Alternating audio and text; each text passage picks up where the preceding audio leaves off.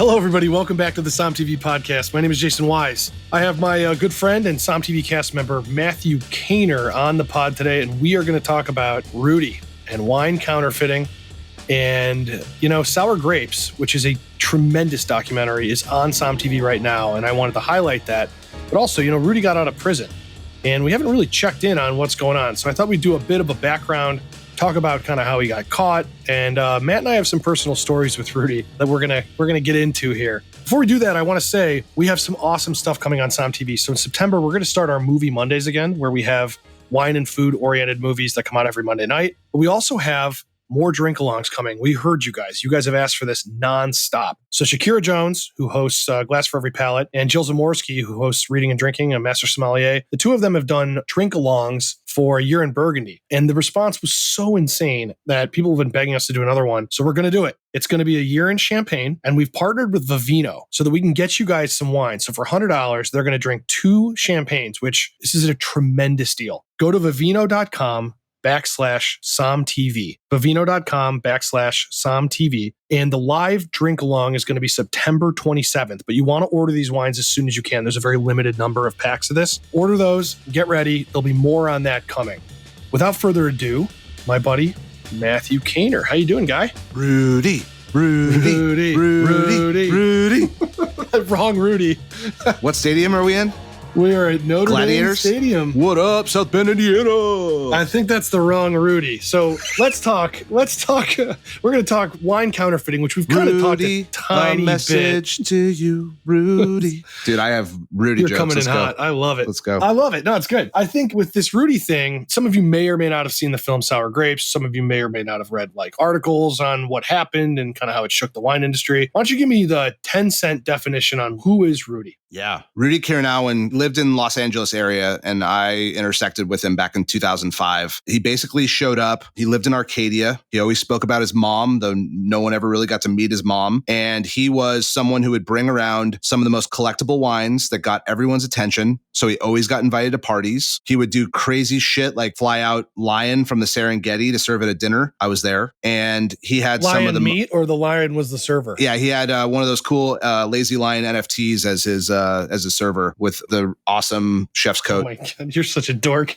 He served lion as a main course. I mean, just insanity, right? So this guy he was the first person I ever saw driving a Bugatti. He had the most fancy watches there are, but he was just like a kind of quiet guy. He was a dork, He was trying to be liked. He really was trying to fit in. I mean, as a young man, I was like 22 when I met him, 23 when I met him. I didn't know much, and I was also really happy to be in the room. But with retrospect, when I look back, I'm like, fuck, this guy was trying so hard just to be liked. And he wanted all the top collectors to know who he was and know he opened those kinds of wines. The story unfolded and unraveled rather quickly, let's be honest. So he always had really good wines with him, kind of thing, right? He was always this guy who Burgundies, Bordeaux's. Am I correct in this? He was high in Burgundy and Bordeaux. He'd always have whatever unicorn wine you were imagining, he had access to it. He was very interesting in how he would talk about his history and where he came from and who his lineage was. It was hush hush. As far as I understand, from Malaysia originally, but moved from Singapore, I think. And there's some money out in those parts of the world. So I don't think people would question the fact that someone who moved from that part of the world had access to great things and had money. But all of a sudden, it's like every time that person shows up, there's the most coveted vintages of the fanciest Rousseau wines and any Mouton Rothschild you've ever heard of that you can't get. And DRC, every Domaine DRC and every old bottle of, Chateau d'Yquem and just whatever unicorns you've heard of that we all wish we could have. That was like a Tuesday night for him. Too good to be true kind of things. You're always just getting these crazy wines. I think it's important too to bring up that if you live in Los Angeles, this is an unfortunate quality. People are trying to be cool, stand out, have clout. You see it on social media, but you'll live it in Los Angeles. Yep. I don't. I have a family. I never leave my house. But I will say there's a lot of full of shit here. Oh, yeah. A lot of full of shit. And look, a lot of inflammatory stuff happened. But what I truly believe, honestly, so let's say he bought the real wines and could afford it and wherever the money was coming from, he would buy a $7,000 bottle of wine whatever. And then he'd go take that to a dinner. And 4 of the people at the dinner were like, hey, can you help me get a bottle? Because I've lived this when you open a great bottle of wine with great wine appreciators, aficionados. They're always like, oh, can you get me one? Can you get me some? I think what happened was a genuine desire to help people turned into an evil practice. So that's part of how this all happened, was he was like trying to help his friends, quote unquote, to stay cool. But there was some real demon-like stuff that he was doing, which was when the fakes were happening and they were being pumped into the market, he was then betting on his own wines and trying to pump the price, basically. Any wine that he was eventually going to fake, he would get access to through these huge markets and auctions and overpay. And you overpay simply so that way the next time you sell one, the price is higher. You set a price floor so high. There had to have been a network of people doing this because the money had to go somewhere. This is what I believe.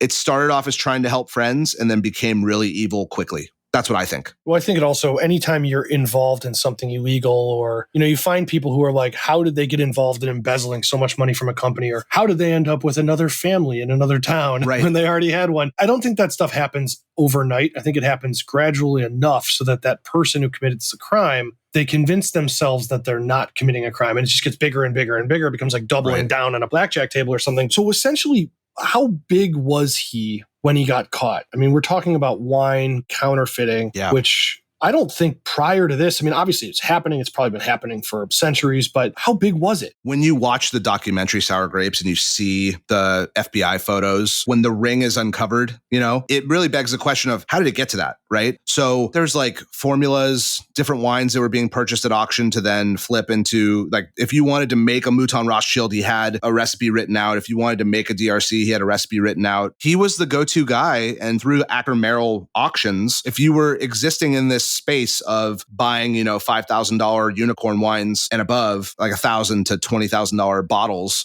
basically a billionaires club or a multimillionaires club. The guy was synonymous with it for many years. I mean, for like 3 to 5 years, he was a source. And it wasn't until he pissed off the wrong people that he got in trouble. But one of the things that really got some attention was he listed at auction a bottle of a Ponceau, Domaine Ponceau from Laurent Ponceau, a bottling of wine that never was actually made legally. Didn't happen. The vintage was, I think, earlier than the first vintage actually made. And so that word got to Laurent and he got pissed, went to the auction house and they wouldn't take it down. And fought and fought and fought. And then after that kind of stimulated some energy and some potential investigation, what then transpired was the Koch brothers, these guys who, let's be honest, they could afford a multi-million-dollar haircut. They got fucking pissed. And so they set up an independent counsel and they went to the FBI and they had a big ring that they put together. And guess what? They uncovered it and they made a vendetta against the guy for them purchasing fake bottles of wine, which I think it was something to the amount of like,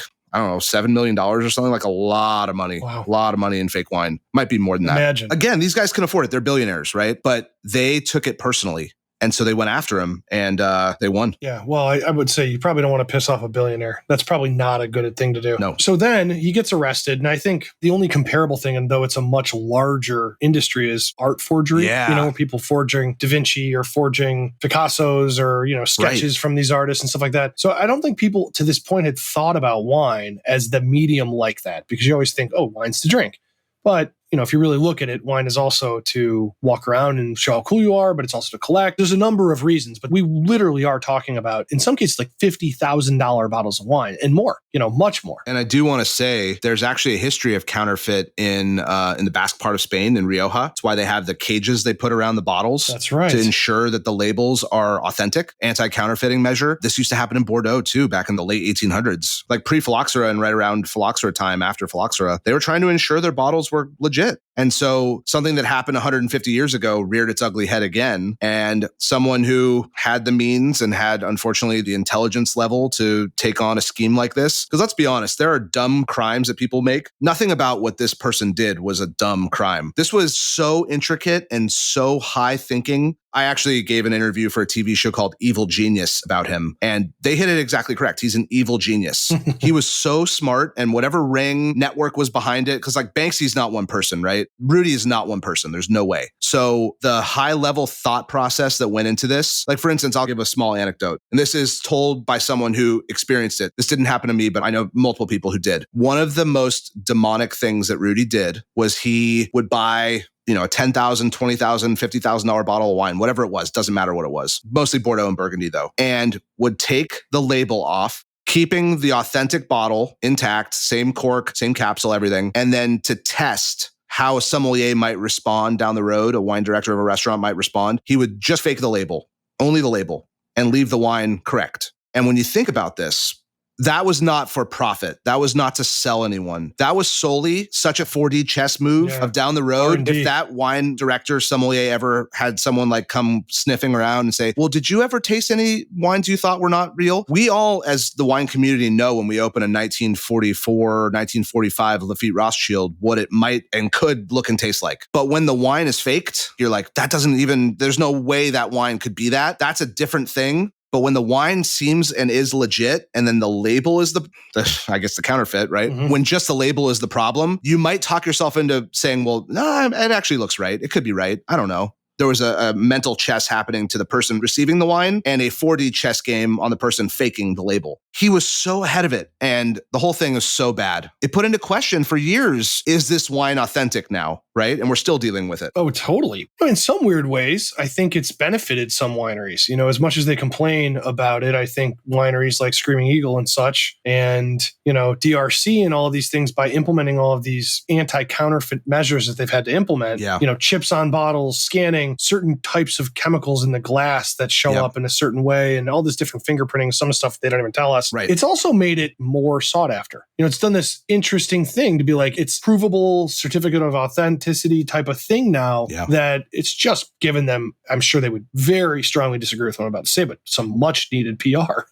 They've gotten lots of PR. An interesting also byproduct of this was all the wine that was seized at the estate then went to the, an FBI, I don't know, a lockup or whatever, and they had to figure out what they were going to do with it. And then they put it up for auction back in 2017, 16. At the time, my business partner, Dave Gibbs, and I, when we owned Augustine Wine Bar together, had a long heart-to-heart about this because we knew that there was some amazing, valuable wine in there that was the formula that went into the real expensive fakes he was making. Oh, yeah. So what we had to gamble on was, number one, will there become a market for the wines that he was using as his formulaic wines? And then also, an even more crazy thought process is, will there be a market for those authentic Rudy fakes? The ones we know are not real. So wines like Patriarch, which is an old Burgundy cellar, he bought like half their cellar back to the 30s. So that way he could blend the whites and the reds into becoming DRC and Rousseau and Ponceau and all these other wines. And then here in America, you'll be very shocked if you don't know this already. In order to make some of those really high-end left bank Pauillac style Bordeauxs and Margauxs, he was using Three Palms fucking Merlot by Duckhorn.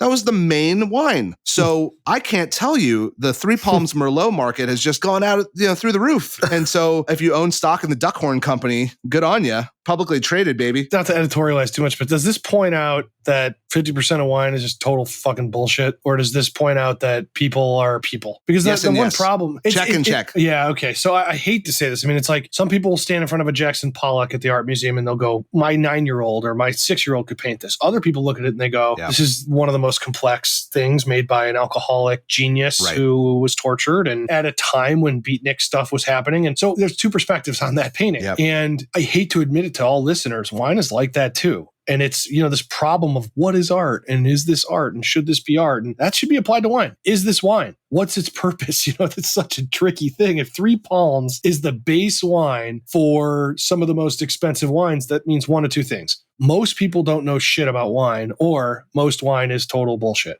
To me, in a Miller's analogy test, I can't see a difference.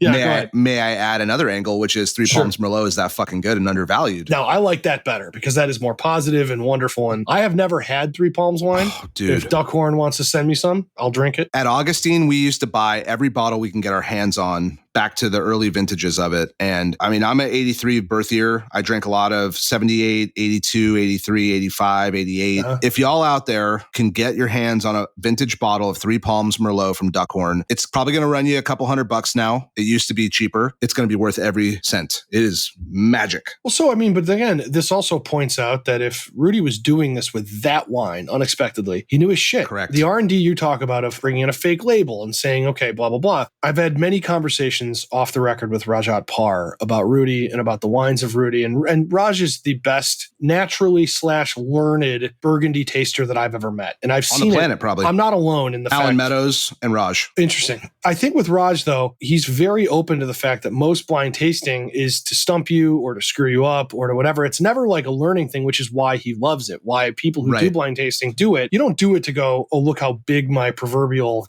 dick is or something, to say like, I can do this blind tasting. I'm so cool. I'm so great. What blind tasting really was supposed to be is, let's judge this wine on its merit and its merit only, not its label, not its money, not its blah, blah, blah, not what Jenny across the table thinks about it. Just what do I think about this? And of course, that gets back into art, gets into your taste, ego, gets into all that stuff. When the ego gets mixed in, yeah. You bring up a good point, which is how the intent of blind tasting was meant to be, and then the ugly side of where it goes with the ego, right? And so the same thing of Rudy's, and I believe this, his initial intent was not to create a ring of faking wines. I think, honestly, the fact that he was kind of an outcast, a dork, he was a person that no one knew at all, and then he used the access to money and the kind of flashy, showing up in a fancy car and flying all over the place in a private jet. He would take people out to these $50,000 dinners, all the fancy LA restaurants, and everyone loves their dinner getting paid for. Let's be honest. It's a nice thing when someone picks up the check. So you're not going to stop calling Rudy because the check is paid for and the wine is, old and rad and rare. Like, no one's going to stop calling that guy. So the intent was not malicious originally. And then it went to a place. I mean, you can't put the genie back in the bottle, literally. He was trying to. What happened was he pissed off the wrong people. Yeah. When you watch Sour Grapes, it's shocking to really understand how duped some people were and how they just can't fathom it. It's like, to this day, can't imagine that he would have done that to them. There's also kind of a sociopath inside someone that can convince everyone how good of a person he is and still have committed these atrocities, kind of thing. The story is unparalleled in history, in my opinion. I think it's got a lot of parallels in the way that he just happens to be an early caught adopter. Most people just don't get caught for this kind of thing. Because of scale. It's because of scale. And also, he did clearly get lazy. Yeah. The thing is, obviously, making a wine where there was no vintage, of course, you're going to get busted. I mean, it's just like saying I graduated from a college and they go and look and there's no degree. You're going to get caught. It's happened to tons of people. It happens over and over. Right. Yeah. So with wine, it's just you don't think about that. So let's talk personal stories. Mine's a what if. So New Year's Eve, this was literally right before he got arrested. I was New Year's Eve with two of my good friends, one from Ohio and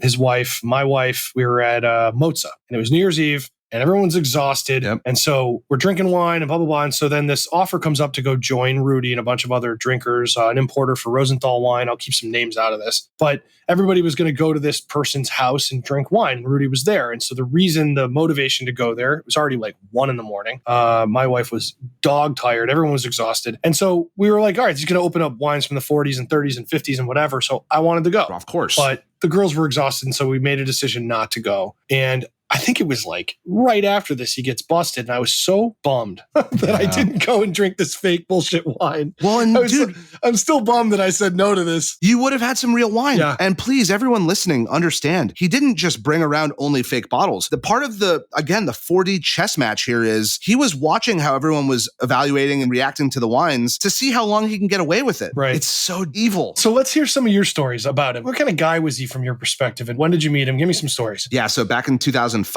I got into wine from a great gentleman who his son and I were close in college. And he had access to this crew of people that all knew Rudy. They were ancillary to him, but they were in the same circle at the same time. And one in particular, guy that was a famous paparazzi, dude would hang out of fucking helicopters to get photos, like crazy shit. Phil Ramey. Phil and Rudy were buddies, and Phil was a big time wine collector. I think he's referenced in the film Sour Grapes. I actually forget. I need to rewatch it to confirm that. So a couple times I got to go to dinner with all of them, and just like, me being a quiet, well, I'm never quiet. Hold on a second. Me being a respectful young person who didn't know shit about wine back then. This is right before or right during when I made my transition to work in wine for the first time in 2005. I needed to be respectful and listen. And I just noticed he was kind of like preoccupied over in the corner, but yet he had supplied all this amazing wine at the table and flew in Lion for dinner. Like crazy shit, How do you get access to that? You can't. But never did I think that guy was potentially faking these wines. There was definitely DRC on the table. Don't remember vintages. There was definitely Chateau Margaux. There was definitely old champagne, Cristal from the 70s and things like that. He wasn't the only one that brought wine. But what's interesting about it is he was always, when you would ask him his opinion, he'd always say, I don't know. Oh, I'm not sure. I don't know. I'm a novice. He was self-deprecating, but also honest, which is also, I think, why it's so interesting. When camera crews would follow him around or anyone was like filming things, he'd kind of like drop little hints of, oh yeah, maybe I'm bullshitting. Maybe this isn't real. The facts are there. He would tell it like it is. I don't know. It's so bizarre. It's almost like, when you watch the film and from what I understand of people who knew him personally, I think most people just kept him around because he had cool shit. I mean, the guy partied with Leonardo DiCaprio and all this stuff. And it's like, no one really knew him. That's what I mean. I don't mean this in a bad way, but I don't think he had the most outgoing personality. And so he created something that gave him an identity, which was this. Everyone liked him for this. Yeah, totally. And you see that all the time. Totally. All the time. People can bring something or give you something. And so they're part of a clique and a part of a group. But from what I gather, it's almost like he wanted to get caught too. Like he almost wanted credit for what he was doing. And I think at this point, he either got sloppy or he wanted to get caught. And I don't mean he wanted to go to jail, but I think he wanted credit for what he was doing. I'm not on Mindhunter or anything, but it just seems to me like he wanted credit for what he was doing. I don't know. The documentary Sour Grapes, they uncover some stuff that still we're unsure of the details, but there's a lot of money laundering suspected that happened. And there's potential uncles and aunts that he had that went to jail and got in trouble for things. I'm kind of apt to agree with you that at some point he wanted the jig to be up, and I think also because of access to money, a lot of people with power and influence and money in their bank just think, oh, it won't happen to me. I won't go to prison. I won't actually get in trouble. Sadly, that happens often that they don't. Well, and that continues to allow them to think that they're just going to get away with it. I think this is a pure example of him thinking like, well, my shit doesn't stink. I won't get in trouble. I'll be fine. I'll get out of it. Right. Problem is he was not an American citizen and he did stuff like wire fraud and things like that are serious, serious, serious problems you go to prison for. Yeah. My initial thought on this, I've thought for hours about Rudy. Had he just sold wines to his friends that were counterfeit to supply the local demand, had he just sold them and they paid him in cash, never wrote a check, never did ACH payments, never paid in credit card. If it was only cash, person to person, as bad as that is, he would not have been in trouble the same way. The problem is this ring of wine counterfeiting, having reals and fakes intertwined together with fake corks and real capsules and fake labels and real labels, and then going through an auction system in New York, selling the wines through the auction, and then money transferring in the amount of millions from a person to a business and then a business to a person. That wire fraud, which is the big one that people always get in trouble for in this kind of stuff. Wire fraud is what ends up getting you in the biggest trouble. And so that's why I allude to a scale. The scale of this got so out of control and so big. And also when Ponceau was banging down his door, that might have triggered what you're saying, the kind of like desire to get out. Yeah. The sloppiness comes around. He's like, well, fuck, they're going to get me. Maybe he knew. Well, okay. So he's been released from prison. Where is the guy now? The dude was released from prison kind of, I think early. I think it was early release. It was supposed to be 10 years. I think he got 7 done and he got extradited. He was sent away. So released November 7th, 2020, and then immediately sent into the custody of Indonesia. So the Immigration and Customs Enforcement deported him to Indonesia. Yeah, you've done some time in an Indonesian prison. What's that like, Matt? Being someone who's never been to that part of the world, it's bizarre to me that part of my life was spent in a prison. That was a Turkish prison you were in. That's right. Correct. I forget all the time. Yeah. Yeah. I was smelly. I will say that. I believe it. And as someone who smells for a living, it was not pleasant. Oh, I like that pun. That's good. So Rudy went back to Indonesia. And I misspoke earlier. I think I said Singapore. So he's from Malaysia and then moved from Indonesia. I know several people have reached out to me on social and reached out to us in every way. You should have him on the podcast. You should get a hold of him. I want to tell everybody listening, you can't just call up Rudy and say, hey, bud, anywho, remember I was supposed to see you a few years ago on New Year's Eve at a Rosenthal wine rep's place? It's really funny you say that because as soon as he got released from prison, which now, going back November 7th, 2020, not that long ago, right? Like the next day, a fake Facebook account was created and we all in the wine industry started getting friend requests from it. And I think it got people's spidey sense like, oh my God, he's back in the world. Dude is like Steve Bartman. He is like the wind. He's gone. He's gone. You're not going to get him. You're not going to track him down. He went back to a place where they'll protect him. There's probably ungodly amounts of money and, Scrooge McDuck style bathtubs inside he can dive into with all of his gold coins. I don't think Rudy's going to be on the pod. No offense. I don't think Rudy. I don't think so either. I mean, I'll try, but I would also say this. There's a chance that the poor guy is not having a good time. He could be in deep trouble in Indonesia. That's also very possible. I don't know. I mean, it's, fraud and making them look bad, in a foreign country. Getting extradited it is never a good thing. It draws a lot of attention. They're not proud of him. Yeah. No, that's a good point. I guess let's close this out with, how did he impact wine? What changed after he did that? There's the Rudy effect. Honestly, it'll be part of our zeitgeist in the wine world, especially in the collectibles wine world for a long time. He casts doubt into people spending money on bottles, whether or not their wines are authentic. And there's a woman named Maureen Downey, however you feel about her. She's got this crusade to confirm whether or not certain wines are legitimate. And there's other anti-counterfeiting wine agencies now, people who are going to authenticate bottles. If you know the winemakers and you know the owners of certain establishments, which social media has made possible now, you can send bottle pictures and there's things you can confirm a lot about a bottle quickly. I've done it myself. But Rudy has cast doubt through his actions, through the transgressions. People who are spending that kind of money now want to be double damn sure what they're buying is authentic. And they will for the rest of their wine careers and drinking. Amazing. I think that we're not done with the counterfeiting, because if there's money to be made, people will continue. I mean, that's why they have to change the dollar bills every year or two, and probably more often than that. It's not going to stop. Matt, it's great to have you on the pod. Hopefully you don't go back to any Turkish prisons. And everybody needs to tune into his podcast, History of Wine. It is fantastic. I would ask you all to please subscribe to the SOMM TV podcast, leave us a review, and do not forget the drink along of A Year in Champagne with Shakira Jones and Jill Zamorsky. That is coming September 27th, only on SOMM TV. Go to vivino.com/SOMM TV to get the wines, 2 bottles of incredible champagne for $100, shipped to your door, that they will be drinking. Everybody, be safe, be nice, drink something good. Talk soon. Bye.